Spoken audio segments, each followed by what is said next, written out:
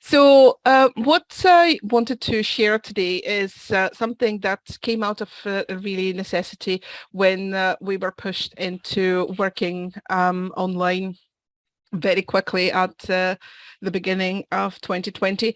And it's something that I've had in the back of my mind for a while, but just never quite figured out how to do. When there's a lot of sessions that I'm asked to do that have slight variations. So I cannot just provide generic materials. They don't quite work. And obviously, tailoring every session when you do it live is straightforward, although still a bit repetitive. But when you move online and you suddenly have to deliver those sessions, it becomes another issue. So I came up with the idea, as I said, really just because I was pushed to come out of this with something usable. The problem is having the option to create tailored materials, but having them available always for the students, but without, creating thousands of different resources that have just tiny variations. So basically, the aim is to create something that is tailored, available always, but without the workload for that. That was the key, because creating multiple resources with small variations is a nightmare. So basically it just got me thinking, and it's not always a good idea because I come up with some weird stuff sometimes. What is needed was a resource that is available at any time, from any place, but providing options for the students. So whoever is using the resource can choose what they need. So it provides them with something that is tailored to their needs rather than a generic resource that is basically going to get them tuned out very quickly. So the idea was to provide a very strong scaffold for all those options. And the solution was basically to create a self-navigating resource based on all the different possibilities. So in my case, this particular tool was for formatting a large document, which could be a dissertation, a project, an article. And although when you think about it, all the different options basically of having where the captions are, will it be printed, where the margins are going to be, double-sided printing or single-sided printing, there's so many little variations. So in a class delivery, pretty straightforward to explain exactly what they need to do. But in an online resource, as I said, the option was really to get them to choose what they need and provide them with a decision tree approach. And it looks quite neat. The initial plans were drawn on a big piece of paper with lots of post-its and lots of scribbles and, deleting lots of things and lots of extra notes. But by guiding the user through a series of options, they basically get to a stage where they are delivered to a tailored playlist of video resources that are specific for their needs. And the key is here a playlist of video tutorials. It's not one resource, which obviously, as I said, would have resulted in me creating a ton of them. Instead, I create a playlist, so where the instructions are the same, I can use exactly the same video. Where the instructions differ, I can create different videos, so when they reach the point from their choices to get to their own playlist, it will be tailored to what they need. So for example, if we're talking about the fact they've chosen to create a large dissertation, pretty much the same applies for a thesis. They can get instructions of how to set up to the heading 1, the chapters, start on a brand new page. And obviously a large dissertation would dictate that the font size is going to be bigger, a little bit more space. So all of those will be tailored. But it's not like I need to create the entire resource. And also the fact that there are short videos makes it easy for them to have a look again at only a particular aspect. So this was all created entirely web-based, so something that is familiar to everybody. So feel free to use the QR code, or the link is tinyurl.com/WPD tutorials. So word processing for dissertation tutorials, WPD. I will give you a second to scan the QR code, and if someone can put it in the chat, that will be great, because at the moment I'm not seeing the chat. There are a few people that posted here. Let's see. Yeah. Okay. So hopefully you all managed. Do you want me to put the link in the chat? I'll try to do that.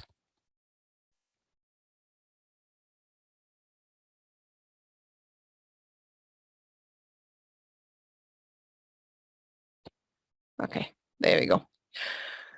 So simple web-based platform. I just use Google Sites because it's free, easy to use, and you don't need any particular expertise.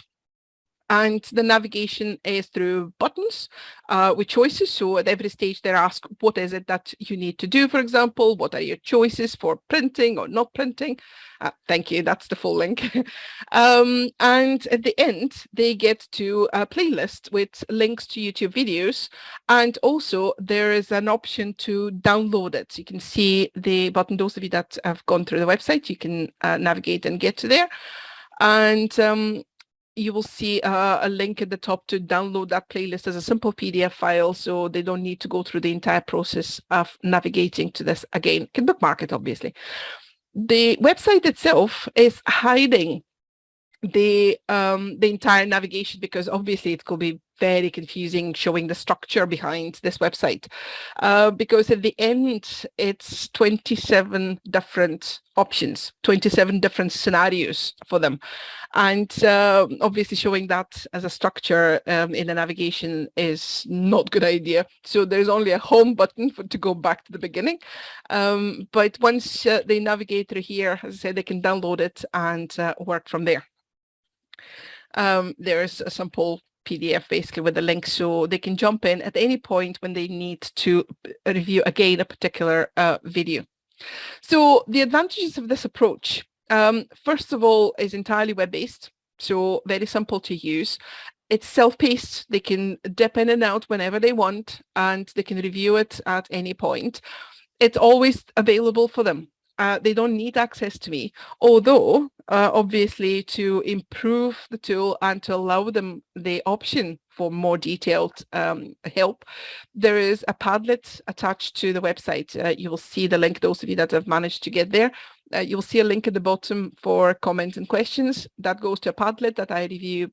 I try to review every week to answer any questions. I've only been 2 questions, so it seems to be working well. I literally just checked the statistics. It seems over 3,500 sessions used this website, and also I had a quick look at the videos. The videos are available through YouTube. They're completely public, so they're searchable as well. And one of the videos I noticed, which is something that I anticipate a lot of people have problems with, dealing with large tables in Word, has close to 8,000 views, and only about half of them are through this website. So the rest are searched or forwarded from someone through direct link. So although it is available as a structured navigation, it is also available by simply just searching through YouTube to find all those little video tutorials. At every stage where I'm asking the user to make a choice, there is an explanation of those choices. So for example, when they have to choose where they want the captions of their figures or tables to be, there's a short video explaining pros and cons. So if they're not given instructions, they can make an informed decision. Because sometimes if you ask them, they don't even know what a caption is, so let alone, choosing where to put it. So where appropriate, there's either a short description or a video. The end result is tailored to their requirement. All the videos are very short. They're between 1 minute, most of them about 3-4 minutes. The longest is about 9 minutes, but they're very, very short. and they get that quick access to any particular detail, which is going to be very difficult if I was to create, one big long recorded tutorial on everything. And obviously makes my job also a lot easier because I didn't need to record 27 different full tutorials. I reused a lot of elements and just recorded the differences. At the end, there were about 40 different videos. As I said, some of them the same across the different options, different setups. Some of them will be different. And obviously the videos are on YouTube, so this is adjusting automatically based on the connection of the user. So I've tried to make it as flexible as it can be for a resource that is, available out there completely for everybody to use for free at any time from any resource, from any device. So a couple of things to consider using this approach. It's extremely useful, but obviously with every choice, it comes exponential growth of possible final scenarios. And with that, as I said, at the moment, there are 27. But potentially, if I was to add a specific additional instructions for thesis, for example, like creating a master document, a subdocument, that will create even more. So the structure may become a bit cumbersome to deal with when you're creating it. Once it's done, obviously it's all there, but it's all about planning. As I said, I had massive sheets of paper with lots of post-its and lots of notes, but at the end it took about 2.5 weeks of recording, planning, and putting it all together. A lot of overnight recording because that was during lockdown. So in order to have a quiet environment, you don't really have many options. But yeah, about 2.5 weeks worth of work that has saved me a lot of time in the long run and also helped the students as well, which is probably the main point. This kind of approach would be more scalable and better implemented for someone that has a little bit more of skill in web design, because potentially they can be options, tick boxes, for example, with tags, and then the files could be tagged and then we can generate, dynamically that list.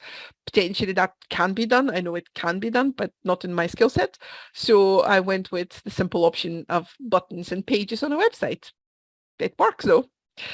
Another important thing that, I was going to mention is that ideally you would use this kind of approach where you have tailored needs. You have to create tailored resources, but without having to do all the different options as one. So something that is high demand. Think about what is actually going to be used right now. We have a project that we got approved recently for funding of creating video resources for statistical analysis. So the choice of what sort of data you're going to have, what sort of analysis you're planning to do to get to the stage of this is the test that you need to run, this is how you run this test, that is perfect for something like a decision tree approach that is used here. So our plan is to use the same sort of approach for this new project, but anything that is do as I show that would normally be in a lab, obviously a bit more difficult to do if you're online. So having those offline resources where they can dip in and out and they can pause and rewind and try themselves is ideal. So anything for distance learning, basically it's ideal. And the main thing is to consider this is that it's self-tailoring. You are providing them with something, with a resource that is specific to their needs and something that they have full control of, but they also have the option to contact the human behind all of that. Because what we don't want to do is obviously just give the student resources and, go and deal with it. Most of the times, what I do with this resource as well is, instead of what I used to be before, classes in a lab, going through everything and they just tune out at some point because it's just too much. What I do now is send them the resources, give them a few days, and then have a Q&A session for anything that was not clear, anything they struggled with, something that didn't work, because sometimes the bugs in the files. So this is something really just a human can do. So never abandoning, obviously, completely the human aspect, but providing them with the best possible resource for them to work on this offline. So that is, do you have one for referencing? I think that is a very good approach to do for referencing as well.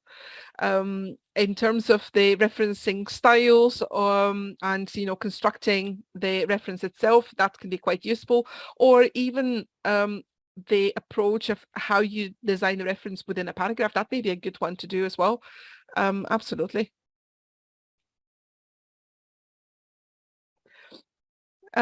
So any questions